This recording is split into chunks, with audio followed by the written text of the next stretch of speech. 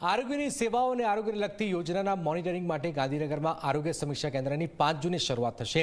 PM જય રસીકરણ નવા આવતા કેસોનું ડિજિટલ ડેટાબેઝ તેમજ ડેશબોર્ડ થકી મોનિટરિંગ કરાશે। એટલું જ નહીં, કોરોના વકરે તો તેનું રિયલ ટાઈમ મોનિટરિંગ પણ થઈ શકશે। તો 104 દ્વારા દર્દીઓ માટેની સેવાઓનું પણ ફીડબેક મળશે। આ આરોગ્ય સમીક્ષા કેન્દ્ર થકી હવે આરોગ્ય અંગેની ફરિયાદ સરકારને સીધી કરી શકાશે। 104 નંબર પર લોકોને ઘરે બેઠા ફોન ઉપર આરોગ્યલક્ષી યોજનાઓથી માહિતી અને સ્વાસ્થ્ય સંબંધી સલાહ સૂચન કે માહિતી સરળતાથી મળી રહેશે। ગુજરાતમાં મુખ્યમંત્રી ડેશબોર્ડ અને વિદ્યા સમીક્ષા કેન્દ્ર ચાલી રહ્યા છે। હવે રાજ્યમાં આરોગ્ય સમીક્ષા કેન્દ્રનો પણ પ્રારંભ થઈ રહ્યો છે।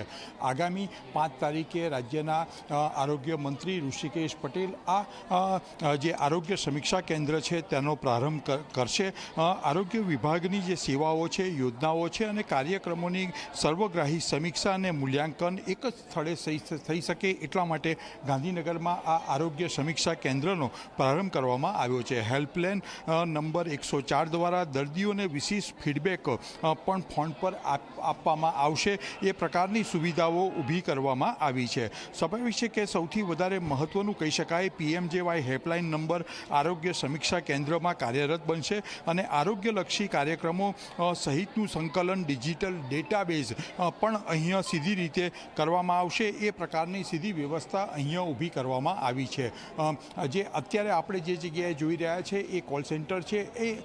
એવા 2 કોલ સેન્ટર અહીંયા ઊભા કરવામાં આવ્યા છે। અહીંયા એક 2 ફ્લોર ઉપર આખું આરોગ્ય સમીક્ષા કેન્દ્ર ઊભું કરવામાં આવ્યું છે, જેનાથી આરોગ્યની તમામ સેવાઓ એક જ જગ્યાએથી માહિતી મેળવી શકાય અને તમામ કાર્યવાહી કરી શકાય। લોકો પોતાની દર્દીઓ ફરિયાદ પણ કરી શકે અને તેનું સંપૂર્ણ નિવારણ લાવી શકાય। સાથે સાથે સૌથી વધારે મહત્ત્વની બાબત છે કે જિલ્લા આરોગ્ય અધિકારી અને જિલ્લા કલેક્ટર પણ અહીંયા વિગતો માગીને આરોગ્યલક્ષી જે સેવાઓ છે તેની માહિતી પ્રજા સુધી પહોંચાડી શકે એવો એક શુભ આશ્રયથી આ આરોગ્ય સમીક્ષા કેન્દ્રનો પ્રારંભ ગુજરાતમાં થઈ રહ્યો છે। કેમેરામેન રમેશ રોડિયા સાથે હિતલ પારેખ, જી મીડિયા, ગાંધીનગર।